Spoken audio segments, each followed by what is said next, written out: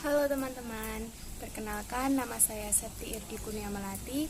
Saya dan teman-teman saya akan memberikan informasi mengenai dampak COVID-19 bagi usaha mikro kecil menengah atau UMKM yang ada di Indonesia. Seperti yang kita ketahui, COVID-19 telah menggemparkan seluruh dunia. Banyak negara yang terdampak dari COVID-19, contohnya saja di sektor perekonomian. Lalu, apa itu COVID-19? Dilansir dari www.who.int, COVID-19 merupakan penyakit menular yang disebabkan oleh jenis coronavirus yang baru ditemukan. Virus corona yang baru ditemukan ini adalah mutasi novel coronavirus yang kemudian virus ini diberi nama oleh WHO menjadi Coronavirus Disease 19 atau COVID-19 pada 10 Januari 2020. COVID-19 pertama kali ditemukan di kota Wuhan, Cina pada Desember 2019. Secara umum, ada 3 gejala yang bisa menandakan seseorang terinfeksi virus corona. Yang pertama, demam, suhu tubuh di atas 38 derajat Celcius. Yang kedua, batuk. Dan yang ketiga adalah sesak nafas. Virus corona dengan cepat menular ke manusia. Dilansir dari worldmeter.info, per 2 Mei 2020, kasus COVID-19 di dunia telah mencapai 3.400.830 kasus dengan angka kematian 239.592 orang dan angka kesembuhan 1.081.599 orang. Negara Indonesia menduduki posisi ke-13 dengan kasus COVID terbanyak di Asia. Total kasus di Indonesia yaitu sebesar 10.551 kasus dengan tingkat kesembuhan 1.591 orang dan angka kematian 800 orang. Virus corona memberikan dampak yang sangat besar bagi negara Indonesia. Contohnya saja bagi perekonomian. Akhir-akhir ini, perekonomian Indonesia mengalami penurunan.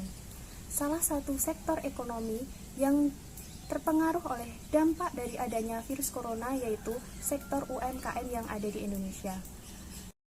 Lalu, apa sih dampak COVID-19 bagi UMKM yang ada di Indonesia secara mendetail? Teman saya, Salsabila Zahra, akan menjelaskan informasi tersebut.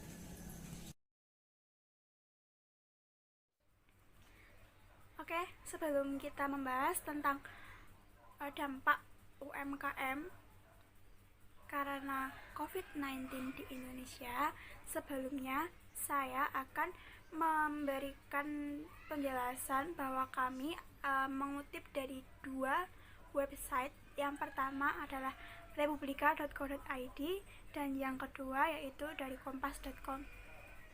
Mari kita bahas dulu yang pertama.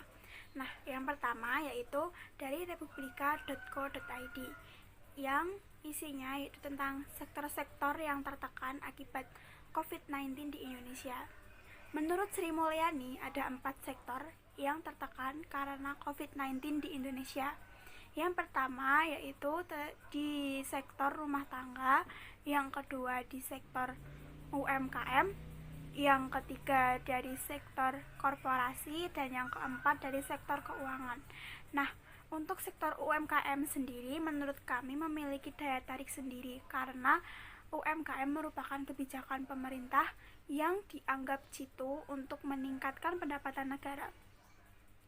Nah, karena UMKM ini bisa mendobrak pendapatan negara, maka kebijakan ini terus berlanjut dan UMKM terus berkembang di seluruh Indonesia. Nah, pada pandemi ini UMKM menjadi sektor paling tertekan karena tidak adanya kegiatan usaha sehingga kemampuan untuk memenuhi kegiatan kredit terganggu. Sri Mulyani juga menambahkan bahwa UMKM yang biasanya menjadi safety net bagi pendapatan negara sekarang terpuruk karena adanya retraksi kegiatan ekonomi dan sosial. Pada masa krisis moneter pada tahun 1997 hingga 1998, UMKM tidak terdampak pada krisis moneter pada tahun itu. Nah, lalu akan kita bahas yang kedua, kita kutip dari kompas.com. Nah, pada website ini kita bisa menyimpulkan 3 informasi. Yang pertama yaitu tentang karena status tanggap darurat yang diterapkan di beberapa wilayah mengakibatkan para pekerja di sektor informal maupun UMKM diliburkan dan para pekerja terpaksa untuk pulang kampung. Lalu Ketua Asosiasi UMKM berpendapat bahwa pendapatan usaha UMKM itu pupus dikarenakan COVID-19. Nah, karena itu mereka, para pelaku UMKM tidak dapat membayar gaji atau honor para karyawan atau pekerja di UMKM tersebut. Lalu informasi yang kedua yaitu dari staf khusus Menteri Koperasi dan UKM bidang pemberdayaan ekonomi kreatif Vicky Satari menyebut ada sekitar 37.000 UMKM yang tersebar di seluruh Indonesia. Data yang didapatkan tersebut masih bergulir hingga saat ini. Data ini diperoleh dari laporan pelaku UMKM melalui berbagai sumber. Nah, dari berbagai sumber ini kita dapat menyimpulkan bahwa sebanyak 87% UMKM yang tertekan itu termasuk usaha level mikro. Informasi yang ketiga yaitu tentang keluhan-keluhan para pelaku UMKM dari berbagai hal akibat dampak COVID-19. Nah, isi dari keluhan-keluhan para pelaku UMKM ini akan dibawakan atau akan dipresentasikan oleh teman saya yaitu Salsabila Huwaida. Yang pertama, penurunan penjualan. Sebanyak 774 koperasi dan UMKM atau setara dengan 68% mengeluh penjualannya menurun akibat dampak wabah virus corona. Yang kedua, kesulitan bahan baku. Sebanyak 63 koperasi dan UMKM atau setara dengan 6% menyatakan kesulitan bahan baku. Hal itu terjadi di Banten, DKI Jakarta, DIY, Kalimantan Barat, Kalimantan Timur, Jawa Barat, Jawa Timur, dan Jawa Tengah. Kemudian yang ketiga, distribusi yang terhambat. Sebanyak 111 koperasi dan UMKM atau setara dengan 10% menyatakan mengalami distribusi yang terhambat. Hal ini terjadi di Yogyakarta, Jawa Barat, Jawa Timur, Jawa Tengah, Kalimantan Barat, DKI Jakarta, Riau, Sulawesi Utara, dan Banten.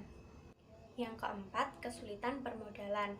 Sebanyak 141 koperasi dan UMKM atau setara dengan 12% menyatakan mengalami masalah kesulitan permodalan.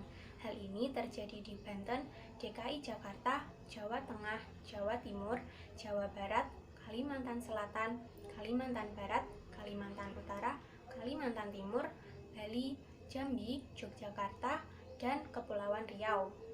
Yang terakhir atau yang kelima yaitu produksi yang terhambat.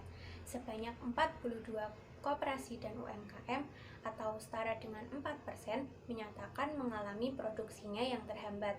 Hal ini terjadi di Banten, Jawa Barat, Jawa Tengah, Jawa Timur, Yogyakarta, Bengkulu, Kepulauan Riau, dan juga DKI Jakarta. Selain berdampak terhadap industri-industri besar, virus corona atau COVID-19 juga berimbas terhadap usaha mikro, kecil, dan menengah atau yang disingkat UMKM. Aktivitas ekonomi dan kegiatan usaha di sektor UMKM pun mengalami penurunan. Menteri Koperasi dan UKM, Teten Mas Duki, mengatakan ada 9 program yang sedang dipersiapkan khusus untuk meredam dampak COVID-19 bagi sektor UMKM. Dilansir dari mediaindonesia.com, 9 program tersebut diantaranya adalah: yang pertama, relaksasi kredit, cicilan, dan bunga selama 6 bulan bagi penerima kredit usaha rakyat atau KUR maupun penerima kredit ultramikro di bawah 10 juta rupiah. Program tersebut dimulai per 1 April 2020. Yang kedua, pemerintah akan mengajukan stimulus daya beli produk UMKM dan koperasi. Hal ini sudah disampaikan dalam rapat terbatas yang dipimpin oleh Presiden Joko Widodo dan disetujui angkanya sekitar 2 triliun rupiah hingga sejauh ini.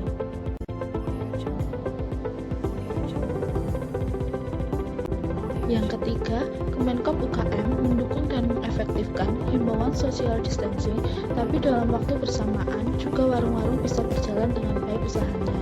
Program itu berupa program yang melibatkan warung tetangga, bekerja sama dengan 9 badan usaha milik negara klaster pangan dan kelompok masyarakat untuk mendorong gerakan sosial. Program ini sebenarnya bagaimana warung-warung di tingkat RT, di tingkat lingkungan kita mendapat suplai barang dagangan hingga mereka bisa jualan ke tetangga-tetangga secara online.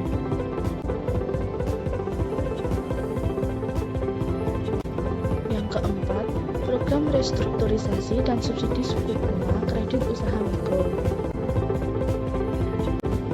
Program yang kelima adalah restrukturisasi kredit yang khusus bagi koperasi melalui LPBD KUMKM. Selanjutnya, Kemenkop UKM juga mendorong penyediaan masker untuk semua baik dari tenaga medis maupun masyarakat umum dengan menggandeng UMKM untuk memproduksi masker. Antara lain dengan mendorong gerakan penggunaan masker kain buat siapa saja yang terpaksa harus beraktivitas di luar rumah dan mengajak UMKM di berbagai daerah untuk memproduksi masker.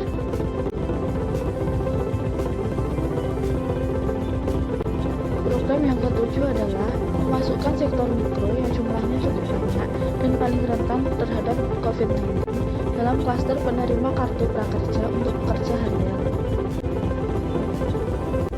Selanjutnya adalah bantuan tunai usia. Rencananya, Presiden Jokowi akan memberikan Rp600.000 per keluarga yang telah memenuhi syarat. Dan yang terakhir adalah program yang terkait dengan pajak. Kemenkop UKM mengusulkan PPh 21, pajak penghasilan impor, PPh 25, restitusi pertambahan nilai bisa direlaksasi untuk KUMKM. Terima kasih sudah menonton video kami. Jangan lupa like, share, dan subscribe.